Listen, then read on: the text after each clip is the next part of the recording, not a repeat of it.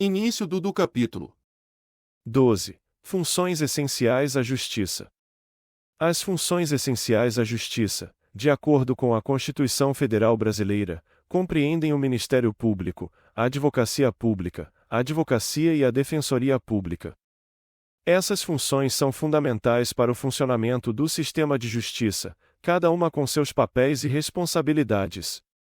Exemplo: o Ministério Público tem o dever de defender a ordem jurídica, o regime democrático e os interesses sociais e individuais indisponíveis, como se viu, por exemplo, no caso do Mensalão, em que o Procurador-Geral da República atuou acusando os envolvidos no esquema de corrupção. 12.1 Noções introdutórias. As funções essenciais à Justiça são instituições previstas pela Constituição Federal Brasileira, cuja atuação é imprescindível para o funcionamento do sistema de justiça e para o equilíbrio das relações jurídicas. Elas abarcam o Ministério Público, a Advocacia Pública, a Advocacia e a Defensoria Pública.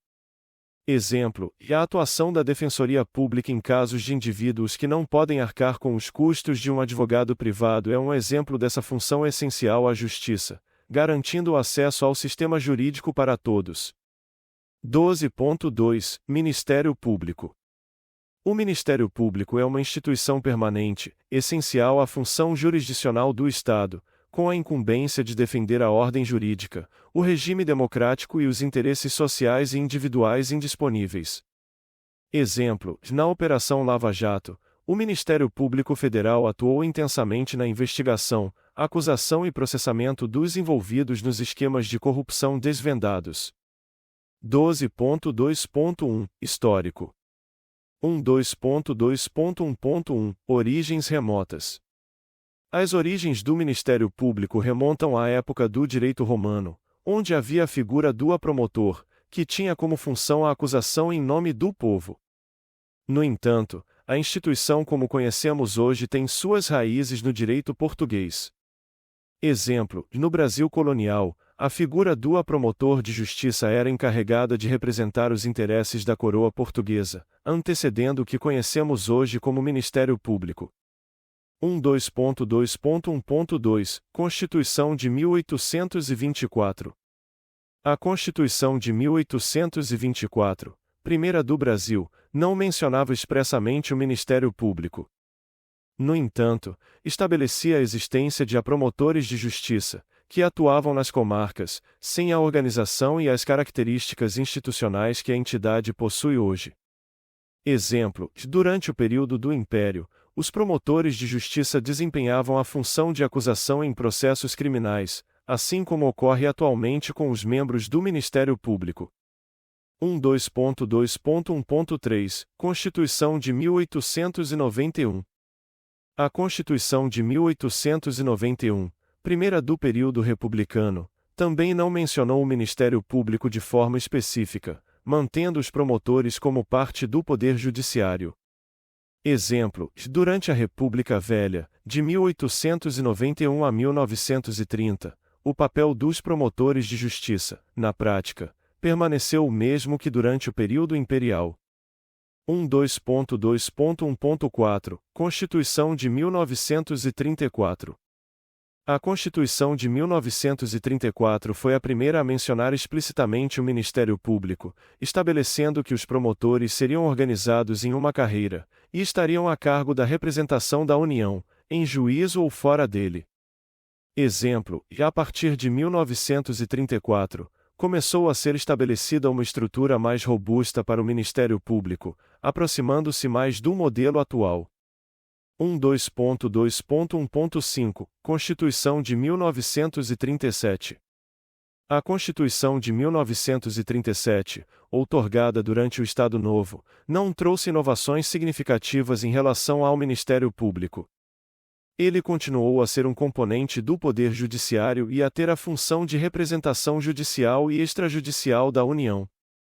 Exemplo: durante o período do Estado Novo, de 1937 a 1945, o Ministério Público manteve sua organização e funções estabelecidas na Constituição anterior, sem alterações substanciais.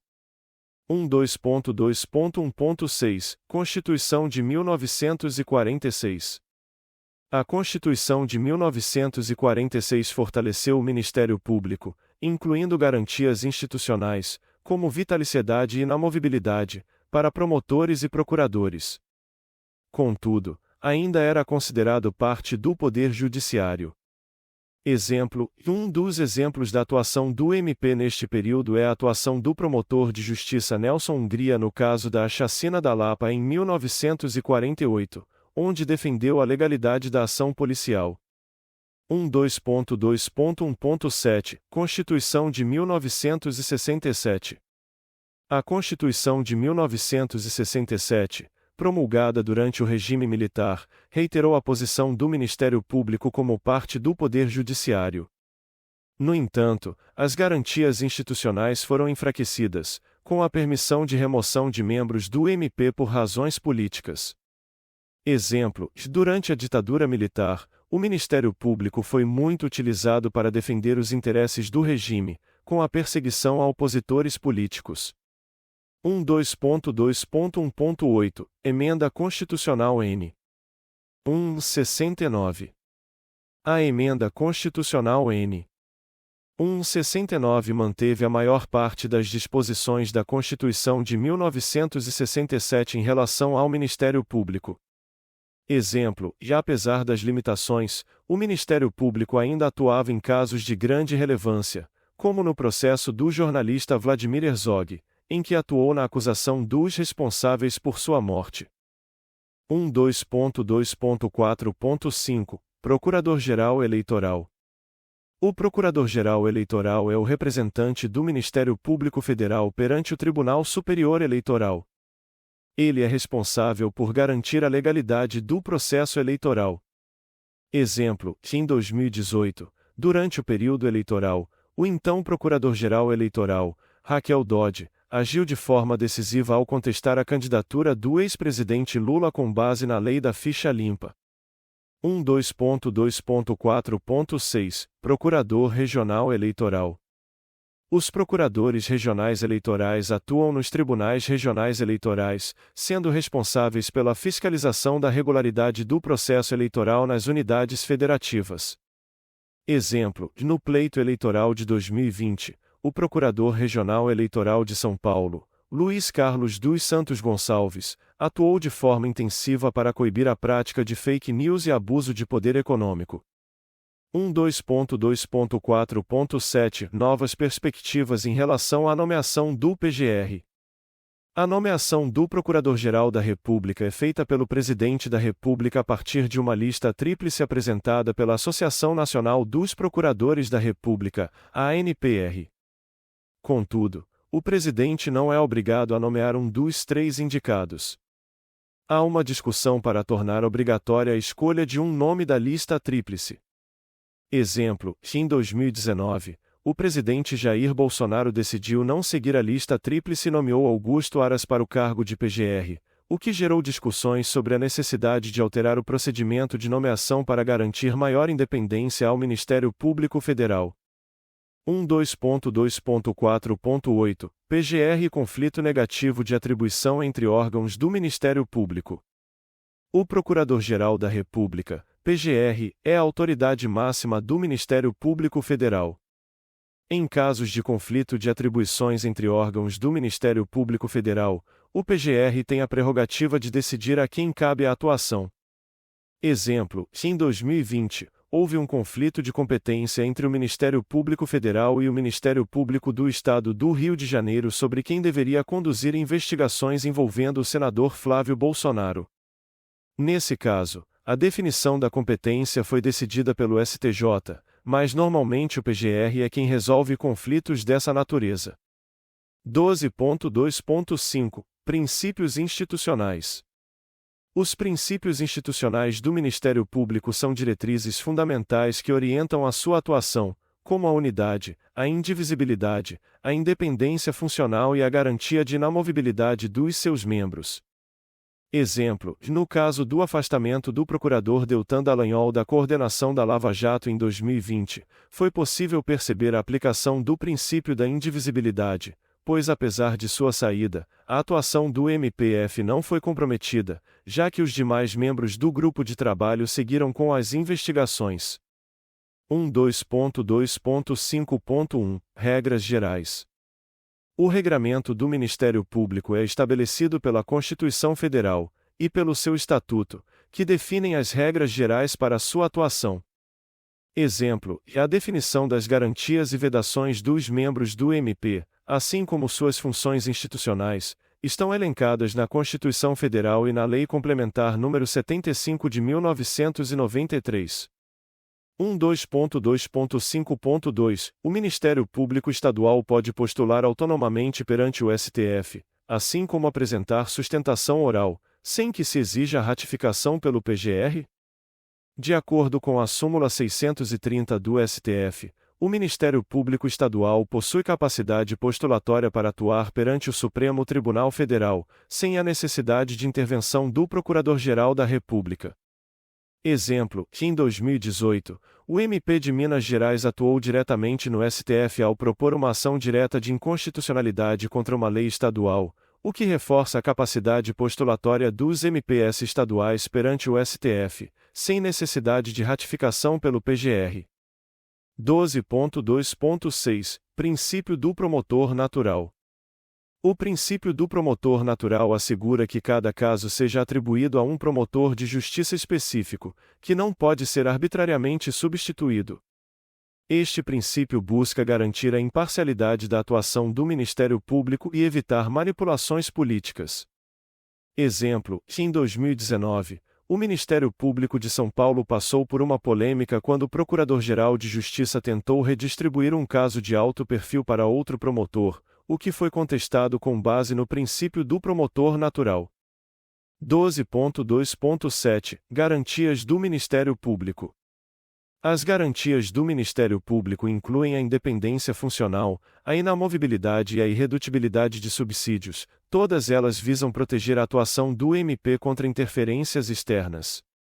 Exemplo, que em 2016, a tentativa de alterar o pacote de medidas anticorrupção proposto pelo Ministério Público Federal, por meio de emendas parlamentares, levantou discussões sobre a necessidade de garantias para a atuação independente do MP.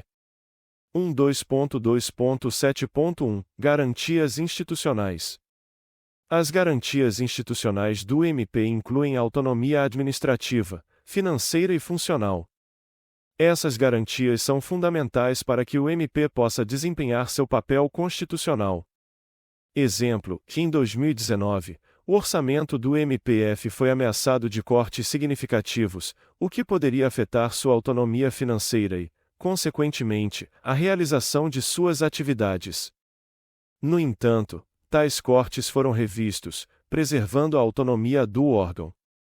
12.2.7.1.1 Autonomia funcional. A autonomia funcional garante que os membros do MP podem agir de acordo com sua consciência e convicção jurídica, sem interferências externas. Eles têm liberdade para propor ações, investigar e manifestar-se nos processos, sem necessidade de autorização de superiores. Exemplo, a Operação Lava Jato, iniciada em 2014, é um exemplo de exercício de autonomia funcional, pois os procuradores responsáveis tiveram liberdade para conduzir investigações e propor ações penais contra altos funcionários do governo e grandes empresários, com base em suas próprias convicções jurídicas. 12.2.7.1.2 Autonomia administrativa. A autonomia administrativa do Ministério Público permite que o órgão administre seus próprios recursos humanos e materiais, sem intervenção de outros poderes. Isso assegura ao MP a capacidade de organizar suas ações e planos de maneira independente. Exemplo, que em 2011, o Ministério Público de Minas Gerais realizou um concurso público para a contratação de promotores, definindo o edital, os critérios de seleção e a banca examinadora sem a necessidade de intervenção do Executivo ou Legislativo. 12.2.7.1.3 Autonomia financeira. A autonomia financeira garante que o Ministério Público tenha controle sobre seu próprio orçamento, o que reforça sua independência de atuação. Exemplo, que em 2019, o MPF conseguiu evitar um corte orçamentário proposto pelo governo federal, argumentando que a medida interferiria em sua autonomia financeira e comprometeria suas atividades. 12.2.7.2 Garantias dos membros do Ministério Público. Os membros do Ministério Público têm certas garantias para proteger sua independência e imparcialidade, como a vitaliciedade, a inamovibilidade e a irredutibilidade de subsídio. Exemplo: em 2017, um promotor de justiça em São Paulo foi investigado por desvios de conduta, mas não pôde ser afastado do cargo devido à garantia de inamovibilidade. 12.2.7.2.1 Vitaliciedade. A vitaliciedade é a garantia de que, após 2 anos de exercício, os membros do Ministério Público só poderão perder o cargo por meio de sentença judicial transitada em julgado, o que protege a independência do órgão. Exemplo: em 2018, uma promotora do Ministério Público de Santa Catarina foi alvo de ação penal, mas permaneceu no cargo em virtude da garantia da vitaliciedade. Ela só poderia ser afastada mediante decisão judicial definitiva. 12.2.7.2.2 Inamovibilidade. A inamovibilidade é a garantia de que um membro do Ministério Público não pode ser removido ou transferido de ofício, ou seja, contra sua vontade, do cargo que ocupa, exceto por motivo de interesse público. Exemplo: em 2015, o STF julgou um caso no qual um promotor de justiça em São Paulo foi removido de seu cargo. Ele entrou com uma ação alegando que a remoção violava a garantia de inamovibilidade. O Supremo Tribunal Federal decidiu em seu favor, restituindo-o ao seu cargo original. 12.2.7.2.3 Irredutibilidade de subsídios.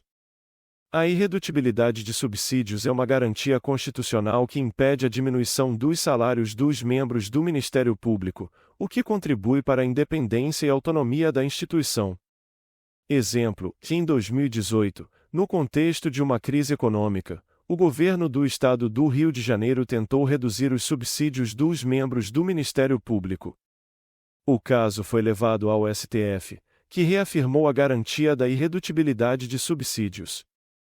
12.2.7.3 Impedimentos imputados aos membros do Ministério Público, vedações. Os membros do Ministério Público estão sujeitos a uma série de vedações e restrições legais, a fim de preservar a imparcialidade e integridade do órgão. Exemplo: em 2020, um promotor de justiça de Minas Gerais foi impedido de atuar em um caso no qual seu cunhado era o advogado da parte. Este é um exemplo de impedimento previsto para os membros do MP para evitar conflitos de interesse. 12.2.7.4 Abrangência das garantias e impedimentos. As garantias e impedimentos aplicam-se a todos os membros do Ministério Público, independentemente do ramo a que pertençam, federal, estadual, militar, etc. Exemplo: em 2017, um promotor militar foi investigado por conduta inadequada. Apesar de pertencer ao Ministério Público Militar, ele estava sujeito às mesmas vedações e garantias dos demais membros do MP, demonstrando a abrangência dessas normas. 12.2.8 Funções institucionais do Ministério Público. O Ministério Público tem como função institucional a defesa da ordem jurídica, do regime democrático e dos interesses sociais e individuais indisponíveis. Ele também atua na fiscalização do cumprimento das leis. Exemplo: em 2018, o Ministério Público Federal no Paraná, MPF-PR, atuou no âmbito da Operação Lava Jato, que foi um grande exemplo de atuação na defesa da ordem jurídica e na fiscalização do cumprimento das leis. 12.2.9 A teoria aduz a poderes implícitos e o poder de investigação criminal pelo MP. O MP tem a prerrogativa de conduzir investigações criminais, não sendo exclusividade da polícia. Essa prerrogativa é conhecida como a teoria aduz a poderes implícitos. Exemplo: em 2013, o Supremo Tribunal Federal, STF, reconheceu, por maioria de votos, o poder de investigação criminal do Ministério Público. 12 de fevereiro de 10, Conselho Nacional do Ministério Público. O Conselho Nacional do Ministério Público, CNMP, é um órgão de controle externo da atividade do Ministério Público e de seus membros. Ele foi criado para fiscalizar a atuação administrativa e financeira do MP. Exemplo: em 2020, o CNMP decidiu pela instauração de um processo administrativo disciplinar contra um procurador da República acusado de atuar de forma irregular. 12.2.10.1 Regras gerais e composição. O CNMP é composto por 14 membros, incluindo representantes do MP, do Judiciário e da sociedade civil. Exemplo: em 2019, o Senado aprovou a indicação do procurador Rinaldo Reis Lima para o CNMP, representando o Ministério Público dos Estados. Este é um exemplo do processo de composição do CNMP, que inclui a representação de diferentes órgãos e entidades. 12.2.8 Funções institucionais do Ministério Público. O Ministério Público tem como função institucional a defesa da ordem jurídica, do regime democrático e dos interesses sociais e individuais indisponíveis. Ele também atua na fiscalização do cumprimento das leis.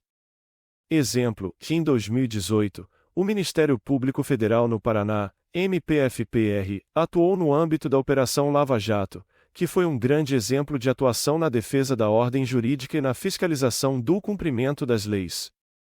12.2.9 A teoria aduz a poderes implícitos e o poder de investigação criminal pelo MP. O MP tem a prerrogativa de conduzir investigações criminais, não sendo exclusividade da polícia. Essa prerrogativa é conhecida como a teoria aduz a poderes implícitos. Exemplo: em 2013, o Supremo Tribunal Federal, STF, reconheceu, por maioria de votos, o poder de investigação criminal do Ministério Público. 12 de fevereiro de 10, Conselho Nacional do Ministério Público. O Conselho Nacional do Ministério Público, CNMP, é um órgão de controle externo da atividade do Ministério Público e de seus membros. Ele foi criado para fiscalizar a atuação administrativa e financeira do MP. Exemplo: em 2020, o CNMP decidiu pela instauração de um processo administrativo disciplinar contra um procurador da República acusado de atuar de forma irregular. 12.2.10.1 Regras gerais e composição. O CNMP é composto por 14 membros, incluindo representantes do MP, do Judiciário e da sociedade civil.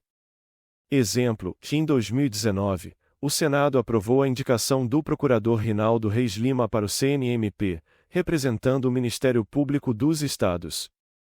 Este é um exemplo do processo de composição do CNMP, que inclui a representação de diferentes órgãos e entidades.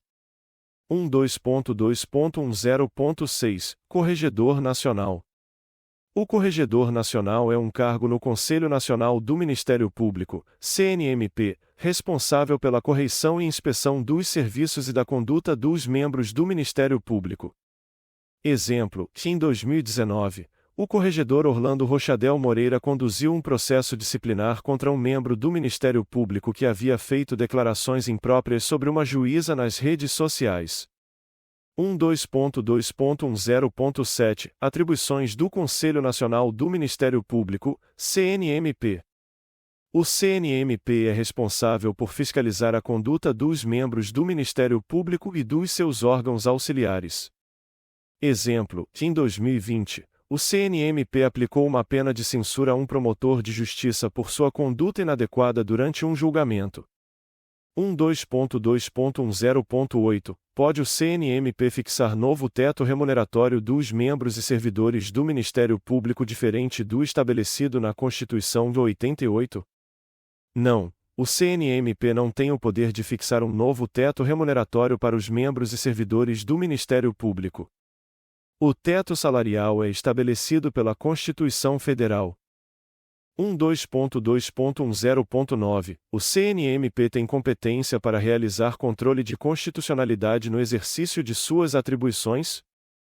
Não, o CNMP não tem competência para realizar controle de constitucionalidade.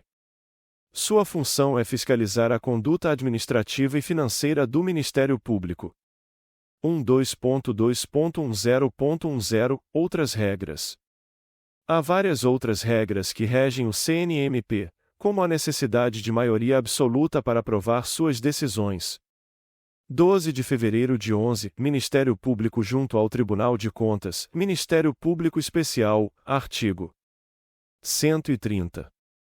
O Ministério Público junto ao Tribunal de Contas é um órgão que atua na fiscalização contábil, financeira, orçamentária, operacional e patrimonial da União e das entidades públicas. Exemplo, que em 2019, o MP junto ao TCU atuou em um caso de desvio de recursos públicos em um município de Pernambuco. 12.3 Advocacia Pública. A advocacia pública representa a União, os Estados, o Distrito Federal e os municípios judicial e extrajudicialmente, e presta consultoria jurídica ao Poder Executivo. Exemplo, que em 2020, a Advocacia Geral da União defendeu a União no STF em uma ação direta de inconstitucionalidade. 12.3.1 A distorção corrigida pela SCN. 1998. A Emenda Constitucional N. 1998 corrigiu uma distorção na Constituição original de 1988 que não reconhecia a advocacia pública como função essencial à justiça. A S. 1998 inseriu a advocacia pública no rol das funções essenciais à justiça, igualando-a ao Ministério Público, a Advocacia e a Defensoria Pública. Exemplo, com a aprovação da SCN. 1998, a AGU pôde passar a atuar de forma mais autônoma, tendo suas prerrogativas e autonomias reconhecidas na Constituição. 12.3.2 Atribuições e prerrogativas dos ocupantes dos cargos das carreiras jurídicas da advocacia pública, regras gerais. As prerrogativas dos ocupantes dos cargos das carreiras jurídicas da advocacia pública incluem imunidade profissional, inviolabilidade de seu escritório ou local de trabalho, entre outras.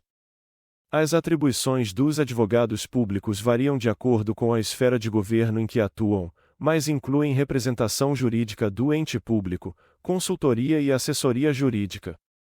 Exemplo, que em 2015, a Procuradoria-Geral da Fazenda Nacional conseguiu, no STJ, a manutenção da imunidade tributária para livros eletrônicos, representando um importante precedente para a defesa dos interesses do Estado.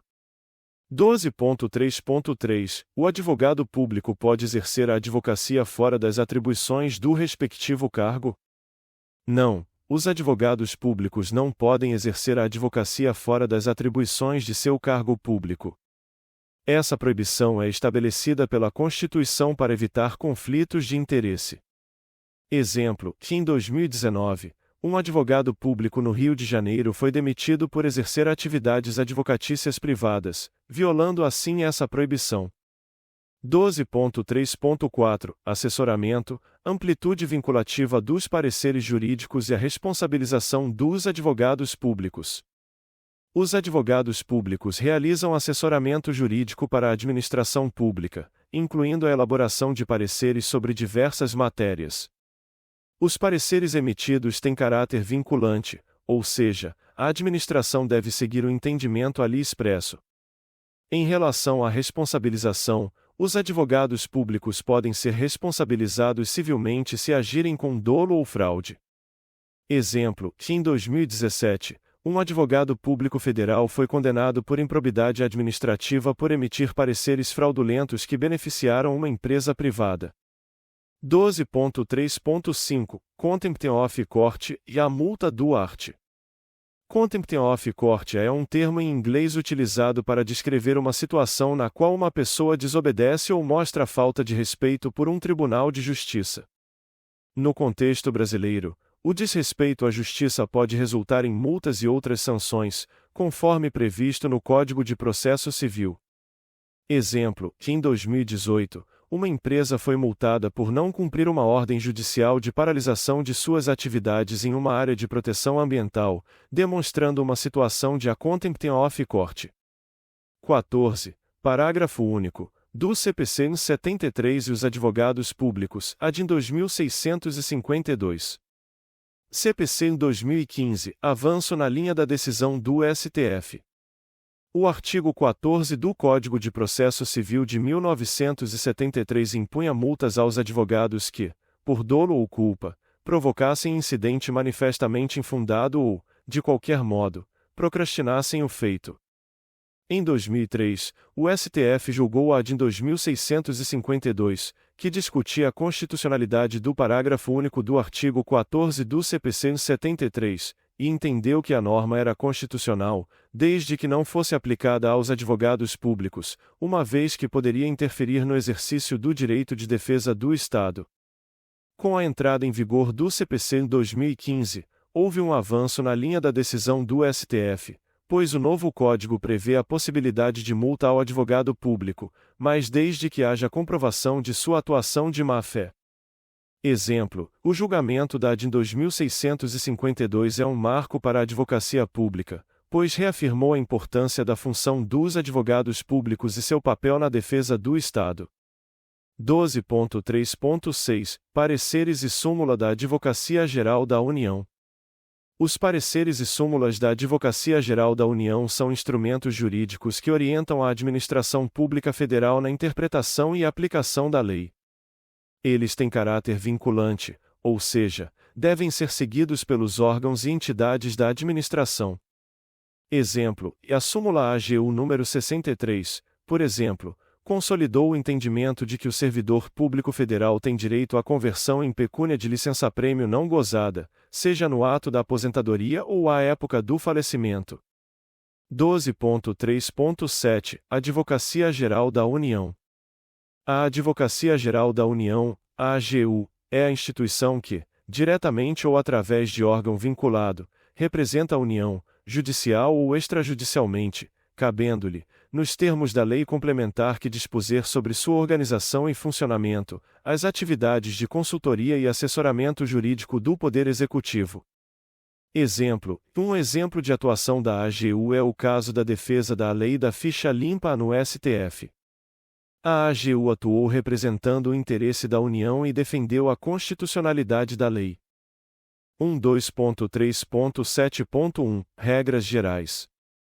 A AGU é composta por várias carreiras, entre elas a de advogado da União, procurador da Fazenda Nacional, procurador federal e procurador do Banco Central. Cada uma dessas carreiras tem suas especificidades e atribuições, mas todas têm como finalidade a representação judicial da União e a consultoria e assessoramento jurídico do Poder Executivo. Exemplo: em 2020, a AGU atuou em conjunto com o Ministério da Saúde para garantir a compra de medicamentos necessários ao tratamento da Covid-19, demonstrando assim uma das funções da AGU na assessoria jurídica ao Executivo.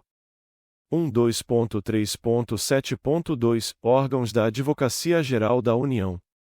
A Advocacia Geral da União é formada por diversos órgãos, como a Consultoria Geral da União, a Procuradoria Geral da União, a Procuradoria Geral Federal e a Procuradoria Geral da Fazenda Nacional.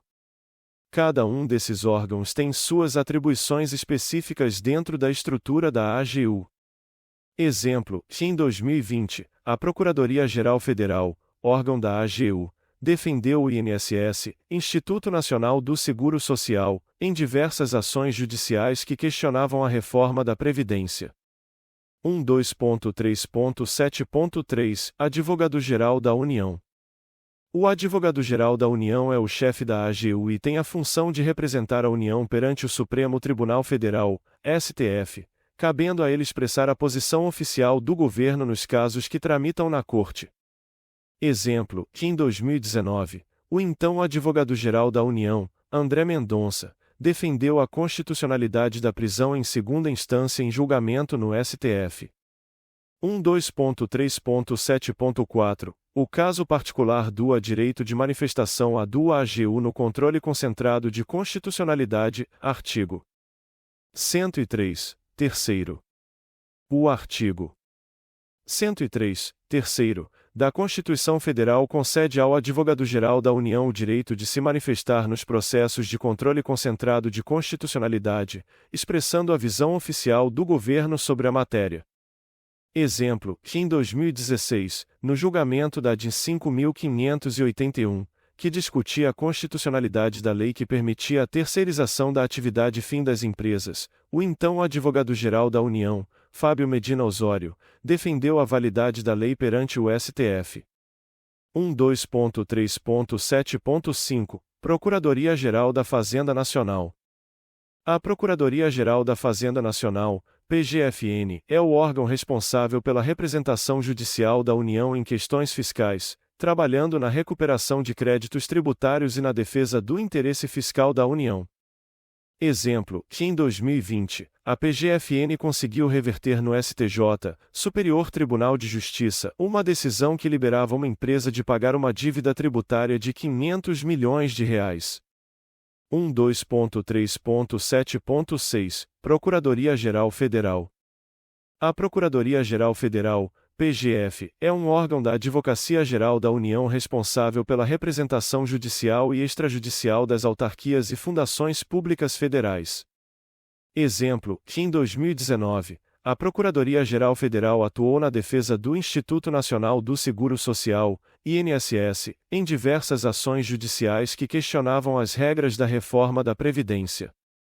12.3.7.7 Procuradoria-Geral do Banco Central. A Procuradoria-Geral do Banco Central é responsável por representar o Banco Central do Brasil nas questões jurídicas, incluindo a defesa dos seus interesses em juízo.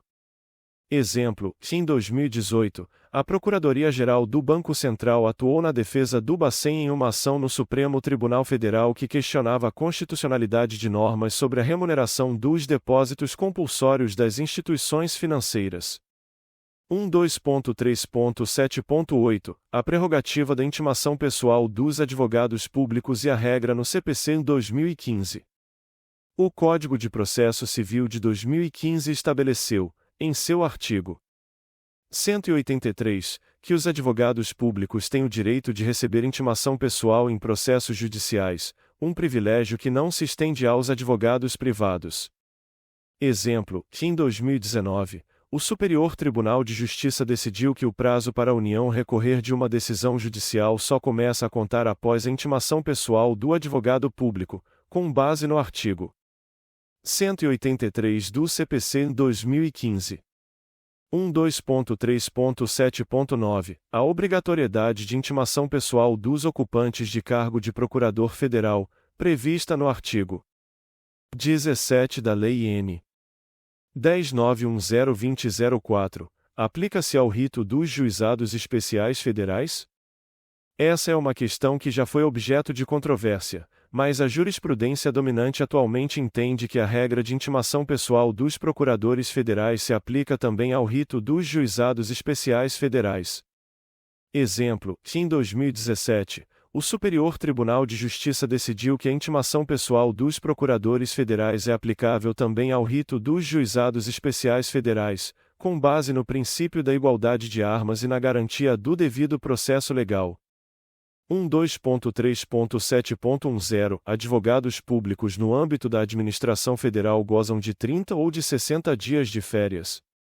Os advogados públicos, assim como os membros do Ministério Público e da Magistratura, têm direito a 60 dias de férias anuais remuneradas, conforme o artigo 7º, 17, da Constituição Federal e o artigo 24 da Lei N. 8.906/94. Exemplo, que em 2020, o Supremo Tribunal Federal julgou um caso em que foi confirmado o direito dos advogados públicos federais de terem 60 dias de férias anuais remuneradas, considerando o trabalho de extrema responsabilidade e a necessidade de recuperação mental dos profissionais. 12.3.8 Procuradoria-Geral dos Estados e do Distrito Federal. A Procuradoria-Geral dos Estados e do Distrito Federal é o órgão responsável pela representação judicial e consultoria jurídica desses entes federativos, com estrutura semelhante à Advocacia Geral da União em âmbito federal. Exemplo, a Procuradoria-Geral do Estado de São Paulo, por exemplo, representou o Estado em diversas ações no Supremo Tribunal Federal relativas à divisão de recursos do Fundo de Participação dos Estados.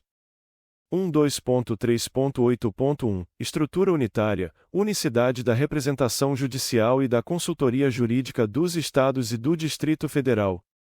A estrutura da Procuradoria-Geral dos Estados e do Distrito Federal é unitária, ou seja, um único órgão é responsável tanto pela representação judicial quanto pela consultoria jurídica desses entes. Exemplo: no Distrito Federal, por exemplo, a Procuradoria-Geral do Distrito Federal atua na representação judicial do DF, ao mesmo tempo em que fornece consultoria jurídica aos órgãos do governo distrital. 12.3.8.2 Nomeação e destituição do Procurador-Geral pelo Governador. O Procurador-Geral dos Estados e do Distrito Federal é nomeado e pode ser destituído pelo respectivo governador.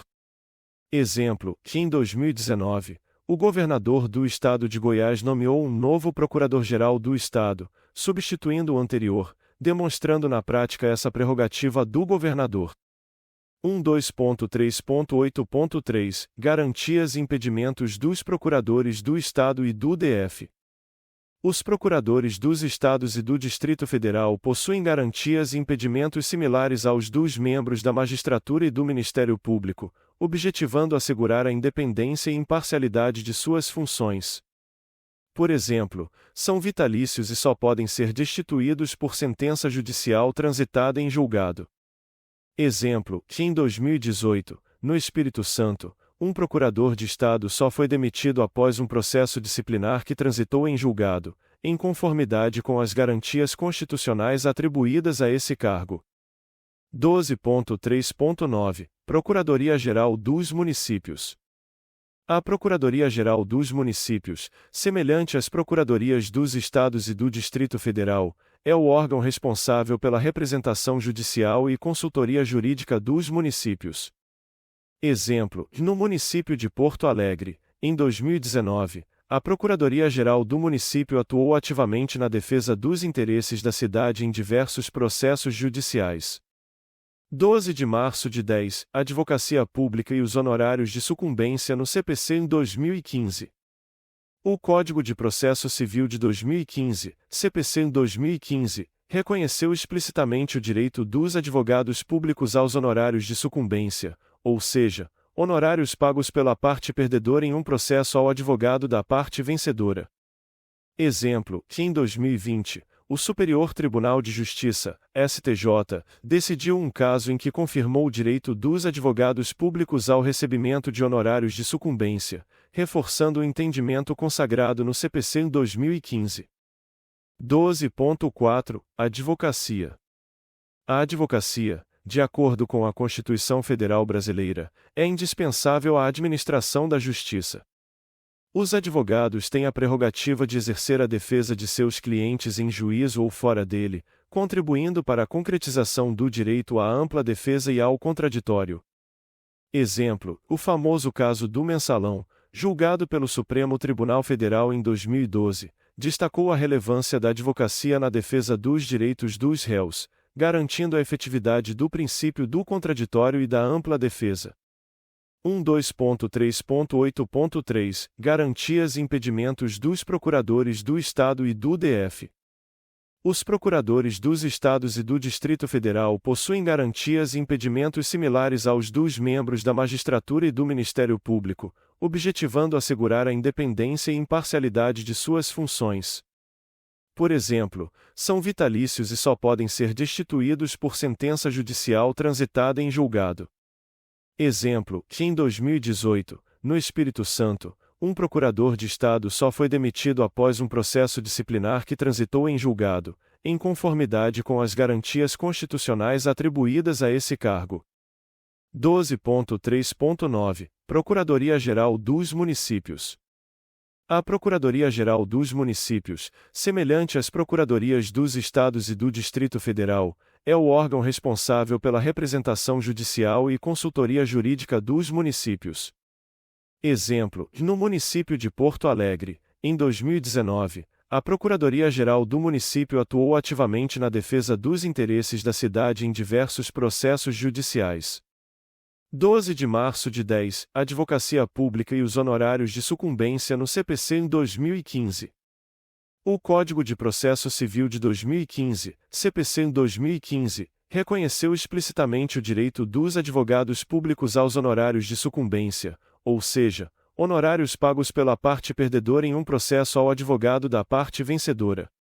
Exemplo, que em 2020, o Superior Tribunal de Justiça, STJ, decidiu um caso em que confirmou o direito dos advogados públicos ao recebimento de honorários de sucumbência, reforçando o entendimento consagrado no CPC em 2015. 12.4 Advocacia. A advocacia, de acordo com a Constituição Federal Brasileira, é indispensável à administração da justiça. Os advogados têm a prerrogativa de exercer a defesa de seus clientes em juízo ou fora dele, contribuindo para a concretização do direito à ampla defesa e ao contraditório. Exemplo, o famoso caso do Mensalão, julgado pelo Supremo Tribunal Federal em 2012, destacou a relevância da advocacia na defesa dos direitos dos réus, garantindo a efetividade do princípio do contraditório e da ampla defesa. Claro! Parece que você não adicionou uma nova consulta. Se você tiver mais perguntas sobre o direito constitucional brasileiro ou qualquer outro tópico, sinta-se à vontade para perguntar. 12.4 Advocacia. A advocacia é uma profissão essencial para a administração da justiça, de acordo com o artigo 133 da Constituição Federal do Brasil. Advogados têm o dever de lutar pela justiça, representando seus clientes dentro dos limites legais e éticos. Além disso, advogados contribuem para o desenvolvimento da lei e a proteção dos direitos humanos. Exemplo, diversos casos de advocacia de direitos humanos têm ganhado notoriedade na mídia brasileira. Por exemplo, em 2016, o advogado José Carlos Dias, ex-ministro da Justiça, liderou uma ação de habeas corpus para um grupo de manifestantes presos durante um protesto em São Paulo, alegando violação de direitos humanos. 12.4.1 A advocacia à luz da jurisprudência do STF. O Supremo Tribunal Federal, STF, é responsável pela interpretação final da Constituição Federal. A jurisprudência do STF sobre a advocacia tem um impacto significativo na prática profissional dos advogados, orientando como eles devem exercer seus direitos e deveres. Exemplo, em um caso relevante de 2010, o STF decidiu que a regra que prevê a presunção de veracidade da palavra do advogado, quando não há provas que a contradigam, não é absoluta, HC 104.820. 12.4.1.1, ADS 1105 e 1.12764. As ADs, ações diretas de inconstitucionalidade, são ações propostas no STF com o objetivo de declarar a inconstitucionalidade de normas que violem a Constituição Federal. Exemplo, em 1999, o STF julgou as ADs 1105 e 1127, que questionavam a obrigatoriedade da contribuição anual à OAB, Ordem dos Advogados do Brasil, por advogados e estagiários. O STF decidiu pela constitucionalidade da contribuição. 12.4.1.1.1 A exegese fixada pelo STF. O STF, em suas decisões, não apenas julga os casos, mas também desenvolve interpretações, exegeses, das leis e da Constituição que se tornam guias para a solução de futuros casos. Exemplo, no julgamento das ADs 1105 e 1127, o STF desenvolveu a exegese de que a contribuição à OAB é constitucional e obrigatória, considerando-a um tributo. Essa interpretação é usada como referência em casos semelhantes. 12.4.1.1.2 Quadro Resumo. O quadro resumo é uma ferramenta utilizada para consolidar as decisões e interpretações do Supremo Tribunal Federal, STF, em torno de um determinado tema. Esse instrumento possibilita a compreensão e análise sistemática da jurisprudência do STF. Exemplo, o Supremo Tribunal Federal mantém uma página de jurisprudência em seu site oficial, que é efetivamente um quadro resumo, ajudando os advogados a entenderem as decisões relevantes e sua interpretação dos temas legais. 12.4.1.1.3 Sala de Estado Maior. O termo a sala de Estado-Maior é referente a um tipo de acomodação prisional destinada a indivíduos com certas prerrogativas, como oficiais militares e advogados. É um conceito estabelecido na Lei N.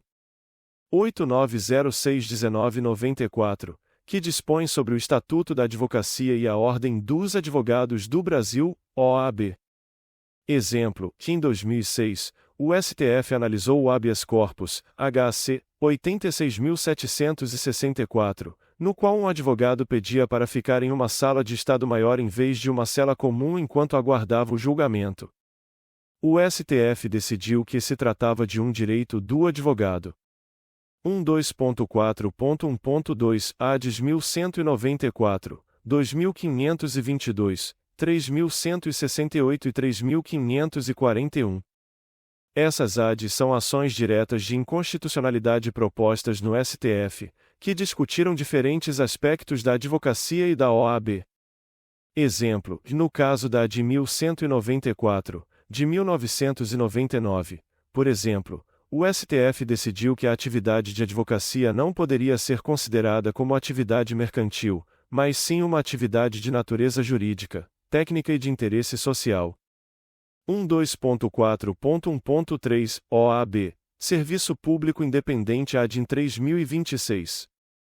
A OAB é uma entidade classificada pelo STF como um serviço público independente, não se enquadrando nem como entidade da administração pública, nem como entidade privada. A ADIM 3026 discutiu essa natureza jurídica da OAB.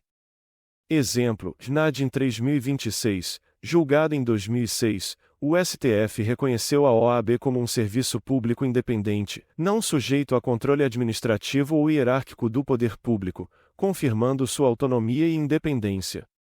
12.4.1.4 Competência da Justiça Federal para processar e julgar as ações em que a OAB figure na relação processual, RE 595.332. Este tópico trata do julgamento do recurso extraordinário, RE 595.332, que discutiu se a competência para processar e julgar ações em que a OAB é parte seria da Justiça Federal. Exemplo, no RE 595.332, o STF concluiu que a Justiça Federal é competente para processar e julgar as ações em que a OAB figure como parte, reforçando a natureza de serviço público federal independente da entidade. 12.4.1.5 Constitucionalidade do exame de ordem e vitória para os bacharéis em Direito e Conquista da Sociedade, RE 603.583. Esse tópico se refere ao recurso extraordinário, RE 603.583, no qual o STF julgou a constitucionalidade do exame de ordem. Exemplo, em 2011, o STF, ao julgar o RE 603.583, declarou a constitucionalidade do exame de ordem, ao entender que a prova é necessária para aferir a capacidade técnica do bacharel para exercer a advocacia. 12.4.1.6 Súmula vinculante 5 do STF x Súmula 343 STJ.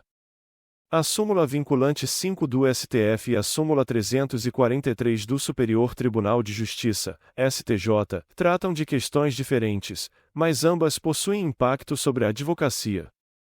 Exemplo, a súmula vinculante 5 do STF estabelece que a falta de defesa técnica por advogado no processo administrativo disciplinar não ofende a Constituição. Já a súmula 343 do STJ dispõe que os descontos efetuados pelo INSS nas remunerações dos servidores públicos para custeio de assistência à saúde são legais. Ambas têm impactos diretos e indiretos no exercício da advocacia. 12.4.1.7 Súmula vinculante 47 em 2015. A súmula vinculante 47 do STF determina que os honorários advocatícios incluídos na condenação ou destacados do montante principal devido ao credor consubstanciam verba de natureza alimentar. Exemplo, com a súmula vinculante 47, o STF consolidou o entendimento de que os honorários advocatícios têm natureza alimentar, o que significa que tem preferência no pagamento em relação a algumas outras dívidas, garantindo maior segurança aos advogados no recebimento de seus honorários. 12.5 Defensoria Pública. A Defensoria Pública é uma instituição essencial à função jurisdicional do Estado, sendo incumbida de prestar assistência jurídica integral e gratuita àqueles que não possuem recursos para custear os serviços de um advogado. Exemplo: um caso emblemático da atuação da Defensoria Pública ocorreu em 2017, quando a Defensoria Pública do Estado de São Paulo obteve uma vitória no STF, que decidiu pela necessidade de o Estado fornecer medicamentos de alto custo a pacientes sem condições financeiras. 12.5.1 Ondas renovatórias, a quarta e quinta ondas. Global Access to Justice Project. Este tópico faz referências a ondas renovatórias de acesso à justiça propostas pelo jurista Mauro Capelletti, particularmente a quarta e quinta ondas, que correspondem, respectivamente, à garantia de acesso à justiça por meio da utilização de mecanismos alternativos de resolução de conflitos e a implementação de políticas públicas de acesso à justiça. Exemplo: em 2013, o Conselho Nacional de Justiça, CNJ, criou a Política Nacional de Atenção Prioritária ao Primeiro Grau de Jurisdição, com o objetivo de melhorar o acesso à justiça, o que pode ser visto como uma manifestação da quinta onda renovatória. 12.5.2 Assistência Jurídica Integral e Gratuita, Aspectos Gerais e Evolução Constitucional. Acesso à justiça como elemento instrumental de concretização do mínimo existencial, Barcelos. Este tópico trata da evolução do conceito de assistência jurídica integral e gratuita, fundamental para a garantia do acesso à justiça como meio de concretização do mínimo existencial. Exemplo: em 2018, a Defensoria Pública do Estado de Minas Gerais conseguiu garantir na Justiça o direito a medicamentos para uma criança com doença rara, reafirmando o compromisso com a assistência jurídica integral e gratuita. 12.5.3 Regras gerais e abrangência da Defensoria Pública. Este tópico aborda as regras gerais de funcionamento da Defensoria Pública e a sua abrangência, ou seja, quem ela pode representar e em que circunstâncias. Exemplo: em 2015, a Defensoria Pública de São Paulo ajuizou ação civil pública pedindo a reforma de todas as unidades prisionais femininas do Estado, alegando que as condições de encarceramento violavam direitos fundamentais das detentas. Isso mostra a abrangência de atuação da Defensoria Pública, que não se limita à representação individual, mas também pode atuar na defesa de direitos coletivos. 12.5.4 O fortalecimento da Defensoria Pública pela SCN. 45 em 2004, Reforma do Judiciário, bem como pelas ECSNS. 69 em 2012 e 74 em 2013, e Autonomia Funcional, Administrativa e Financeira. Este tópico refere-se ao fortalecimento da Defensoria Pública no Brasil por meio de várias emendas constitucionais, que garantiram à instituição maior autonomia funcional, administrativa e financeira. Exemplo: um exemplo notório da autonomia funcional da Defensoria Pública é a criação do Núcleo Especializado de Promoção e Defesa dos Direitos da Mulher, NUDEM, pela Defensoria Pública do Estado do Rio de Janeiro, em 2007, demonstrando a autonomia para organizar seus serviços internos. 12.5.5 Autonomia da Defensoria Pública da União, DPU. Constitucionalidade da SCN. 74 em 2013. A pretensão formulada na ADIM 5.296, 10 de abril de 2015, mostra-se totalmente infundada. Este tópico trata da autonomia da Defensoria Pública da União e da contestação desta autonomia na ação direta de inconstitucionalidade, ADIM 5.296. A Emenda Constitucional 74 em 2013 garantiu maior autonomia à DPU, o que foi questionado na ADIM, mas sem sucesso. Exemplo: o Supremo Tribunal Federal, em decisão de 2018, reconheceu a constitucionalidade da SC 74 em 2013, rejeitando os argumentos da ADIM 5.296 e confirmando a autonomia da DPU. 12.5.6 As profundas alterações introduzidas pela SCN. 80 em 2014. A Emenda Constitucional 80 em 2014 trouxe importantes mudanças para a Defensoria Pública, incluindo a expansão dos serviços a todas as comarcas do país. Exemplo: no ano de 2019, o STF julgou a ADIM 5.296 e reafirmou o compromisso com a expansão da Defensoria Pública para todas as comarcas do Brasil, conforme determinado pela S. 80/2014. 12.5.6.1 Visão topológica. Este tópico parece se referir ao modo como a Defensoria Pública está estruturada e distribuída geograficamente. A visão topológica é o entendimento das características geográficas e estruturais da Defensoria Pública. Exemplo: em 2017, a Defensoria Pública do Estado de Minas Gerais, buscando cumprir a S. 80/2014, implantou defensorias públicas em todas as comarcas do Estado, evidenciando a concretização dessa visão topológica. 12.5.6.2 Instituição permanente essencial à função jurisdicional do Estado. Este tópico enfatiza a importância e a necessidade da Defensoria Pública como uma instituição essencial para o exercício da função jurisdicional do Estado. Exemplo: o julgamento do STF na ADIM 4.467 reafirmou a necessidade da Defensoria Pública como uma instituição permanente essencial, reconhecendo a falta de defensores públicos como uma violação aos direitos fundamentais dos cidadãos. 12.5.6.3 Princípios institucionais da Defensoria Pública.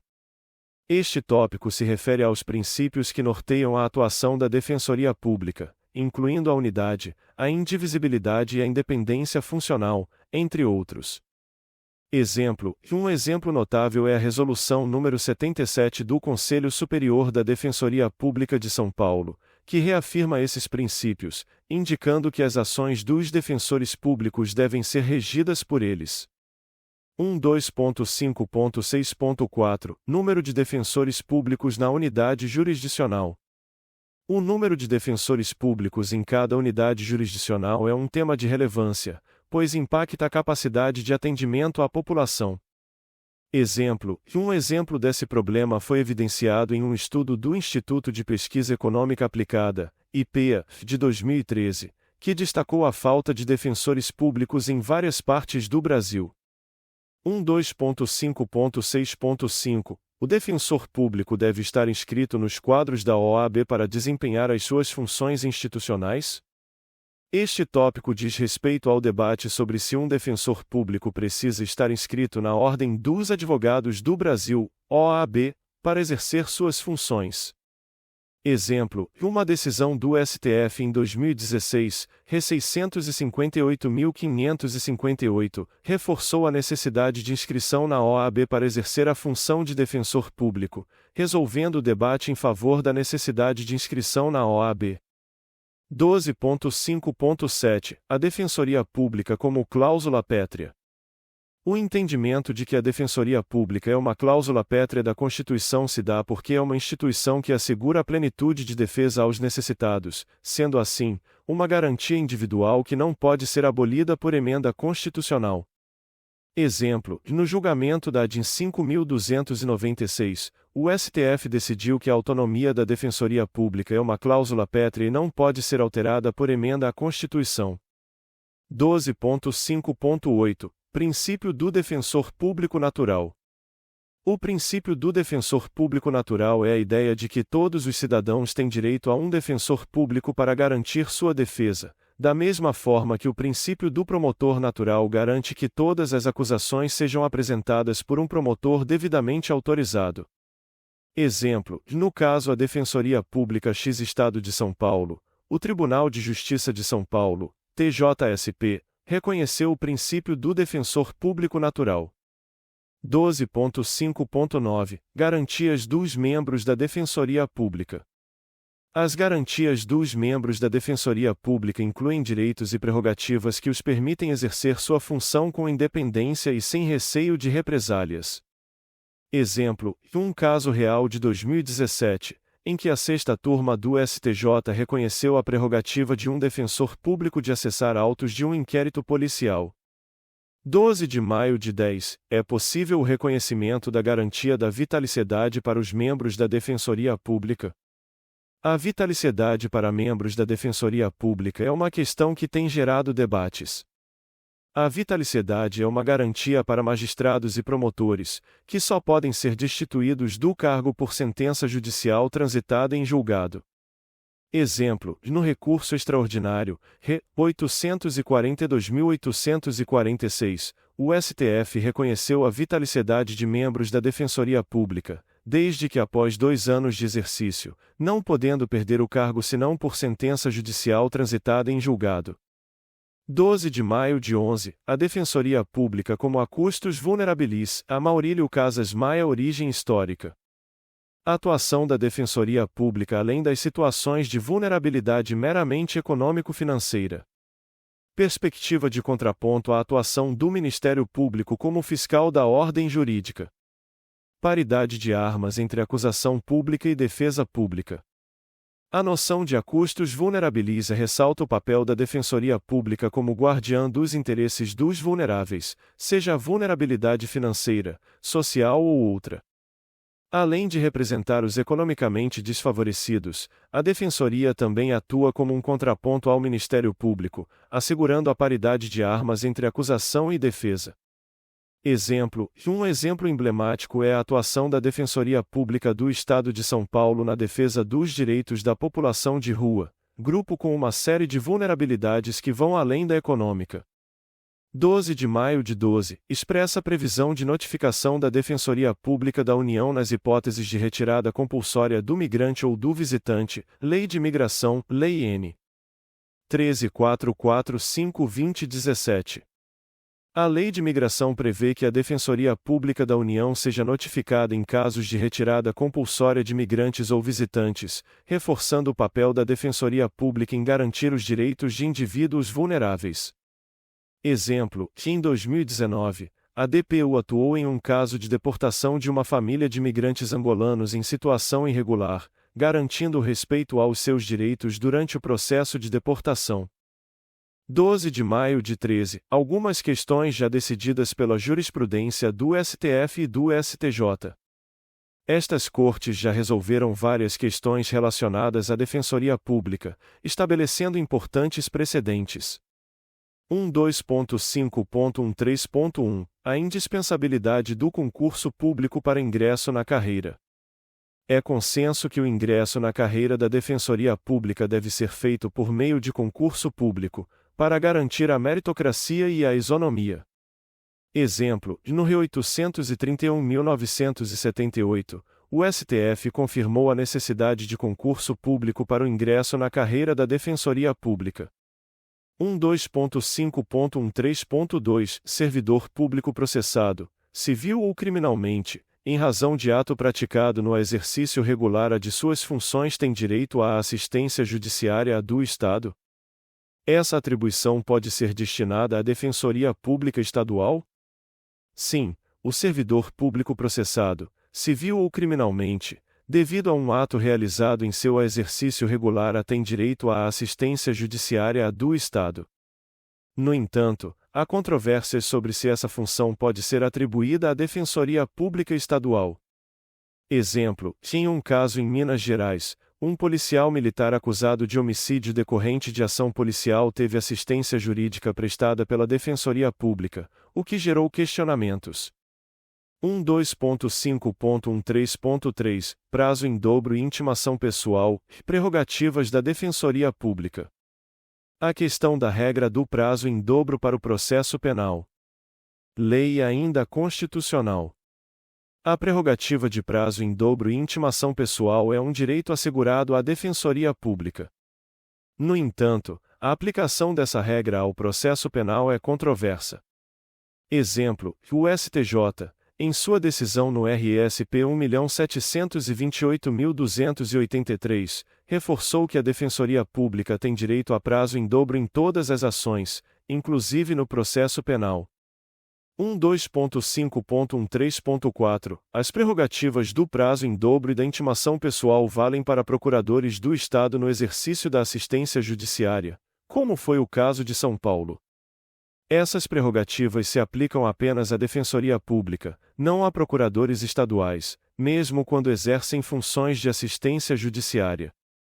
Exemplo, no estado de São Paulo, houve um caso, RSP 1.493.273, em que se discutiu se estas prerrogativas se estendiam a procuradores do Estado, mas o STJ decidiu que não.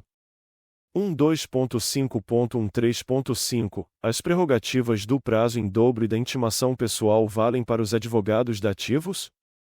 De maneira semelhante, as prerrogativas de prazo em dobro e intimação pessoal também não se estendem aos advogados dativos. Exemplo, o STJ, no julgamento do ARSP 1134186, decidiu que advogados dativos não têm direito a prazo em dobro e intimação pessoal, prerrogativas estas reservadas apenas à Defensoria Pública. 12.5.13.6 As prerrogativas do prazo em dobro e intimação pessoal para a Defensoria Pública aplicam-se ao rito especial dos juizados? As prerrogativas do prazo em dobro e da intimação pessoal da Defensoria Pública não se aplicam ao rito dos juizados especiais. Isso porque a Lei 9.099/95, que regulamenta os juizados especiais, prevê um rito mais simples e célere.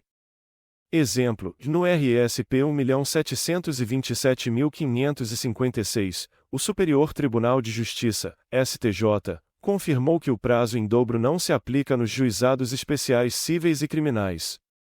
12.5.13.7 Como ficou a prerrogativa do prazo em dobro e da intimação pessoal no CPC em 2015? Houve previsão explícita para os escritórios de prática jurídica das faculdades de direito reconhecidas na forma da lei e para as entidades que prestam assistência jurídica gratuita em razão de convênios firmados com a Defensoria Pública. O Código de Processo Civil de 2015, em seu artigo 186, parágrafo 2º, previu expressamente as prerrogativas do prazo em dobro e da intimação pessoal para a Defensoria Pública. No entanto, não há previsão explícita para os escritórios de prática jurídica de faculdades de direito ou para entidades que prestam assistência jurídica gratuita em convênio com a Defensoria Pública. Exemplo, em uma decisão proferida pelo Tribunal de Justiça de Minas Gerais, TJMG, no ano de 2017, foi reafirmado que as prerrogativas da Defensoria Pública não se estendem aos escritórios de prática jurídica das faculdades de direito. 12.5.13.8 Defensor público pode exercer a advocacia fora de suas atribuições institucionais? A Lei Complementar nº 80 de 1994, em seu artigo 134, proíbe expressamente que o defensor público exerça a advocacia fora das suas atribuições institucionais. Exemplo, o Conselho Superior da Defensoria Pública de São Paulo, em 2018, puniu um defensor público por ter exercido advocacia privada, considerando que essa conduta é incompatível com as funções institucionais da Defensoria. 12.5.13.9 Inconstitucionalidade progressiva, artigo 68 do CPP, Lei ainda constitucional. A inconstitucionalidade progressiva se refere a uma situação em que uma norma, apesar de originariamente constitucional, se torna incompatível com a Constituição devido a mudanças de entendimento jurisprudencial ou doutrinário, ou até mesmo de realidade social. No caso do artigo 68 do Código de Processo Penal, CPP, há um debate sobre sua possível inconstitucionalidade progressiva. Exemplo, em 2020, o Tribunal de Justiça de São Paulo julgou um habeas corpus, no qual se discutiu a inconstitucionalidade progressiva do artigo 68 do CPP, que diz respeito à intimação do réu para a defesa prévia. O tribunal, neste caso, manteve a aplicação do artigo, mas o debate mostra que o tema está sujeito a diferentes interpretações. 12.5.13.10 A Defensoria Pública pode propor ação civil pública? Sim, a Defensoria Pública possui legitimidade para propor ação civil pública. Este poder está expressamente previsto na Lei Orgânica da Defensoria Pública, Lei Complementar nº 80 de 94, e no artigo 5º da Lei da Ação Civil Pública, Lei nº 7.347/85.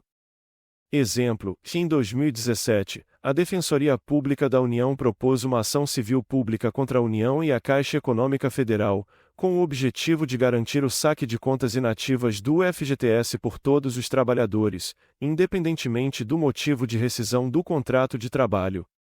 A ação foi julgada procedente em primeira instância, mas o TRF1 deu provimento à apelação da Caixa Econômica Federal. 12.5.13.11 O defensor público pode receber honorários advocatícios? Como ficou no CPC em 2015? Os defensores públicos não podem receber honorários advocatícios. No entanto, o CPC de 2015, em seu artigo 85, 19º, prevê que os honorários constituem direito do advogado e têm natureza alimentar, podendo ser destinados à defensoria pública quando esta atua em substituição processual, porém, são revertidos em favor da entidade pública e não diretamente ao defensor.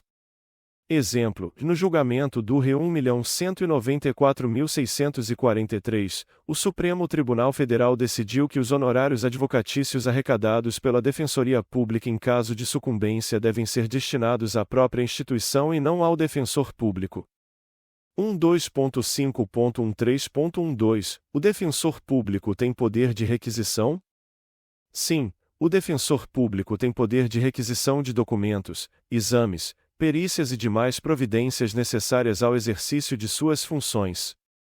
Essa prerrogativa está prevista no artigo 128, inciso 13, da Lei Complementar nº 80 de 94. Exemplo, em um caso no estado do Rio de Janeiro, um defensor público requisitou a uma unidade hospitalar o fornecimento de prontuários de um paciente para instruir uma ação judicial. A requisição foi atendida, evidenciando a efetividade deste poder da Defensoria Pública. 12.5.13.13 Defensores públicos têm prerrogativa de foro por eventual crime praticado? Em relação ao foro por prerrogativa de função, também conhecido como foro privilegiado, este não é estendido aos defensores públicos. Sendo assim, eventual crime praticado por um defensor público será julgado pela Justiça Comum. Exemplo, em 2020, um caso envolvendo um defensor público do Estado de São Paulo acusado de corrupção passiva foi julgado pela 5ª Vara Criminal da Comarca de São Bernardo do Campo, reafirmando a ideia de que defensores públicos não possuem foro por prerrogativa de função. 12.5.13.14 A Defensoria Pública Estadual e a Distrital podem atuar nos tribunais superiores? Sim, as defensorias públicas estaduais e distritais podem atuar nos tribunais superiores. Trata-se de um direito expressamente garantido pela Constituição Federal em seu artigo 134, parágrafo 1º. A Defensoria Pública é um órgão do sistema jurisdicional brasileiro, sendo permitida a sua atuação em todas as instâncias e graus de jurisdição. Exemplo, em um habeas corpus, HC 126.292, o defensor público do Estado de São Paulo atuou perante o Supremo Tribunal Federal, obtendo a concessão da ordem em favor do assistido. 12.5.13.15 É constitucional a imposição por ato normativo da obrigatoriedade de convênio a ser firmado entre a Defensoria Pública e a OAB, para a prestação da assistência jurídica integral e gratuita? Não. A prestação de assistência jurídica integral e gratuita é uma função institucional da Defensoria Pública, conforme previsto no artigo 134 da Constituição Federal. Portanto, a imposição de convênio com a OAB para a realização dessa atribuição pode violar a autonomia da instituição e o princípio da inafastabilidade da jurisdição. Exemplo, no julgamento da ADIM 4167, o STF decidiu que não é obrigatória a realização de convênio entre a Defensoria Pública e a OAB para a atuação da Defensoria na assistência jurídica. 12.5.13.16 A Defensoria Pública pode prestar assistência jurídica às pessoas jurídicas que preencham os requisitos constitucionais? A atuação da Defensoria Pública, de acordo com a Constituição Federal, destina-se à assistência jurídica integral e gratuita aos que comprovarem insuficiência de recursos, artigo 5º, LXIU. Em geral, a interpretação doutrinária e jurisprudencial é de que essa assistência destina-se a pessoas físicas. Contudo, A lei não exclui expressamente a possibilidade de assistência a pessoas jurídicas de direito privado sem fins lucrativos que sejam comprovadamente carentes. Exemplo, que em 2019, a Defensoria Pública do Estado do Rio Grande do Sul prestou assistência jurídica a uma associação de moradores sem fins lucrativos em uma ação civil pública, demonstrando que, em casos excepcionais, a Defensoria pode atuar em favor de pessoas jurídicas carentes. Fim do capítulo.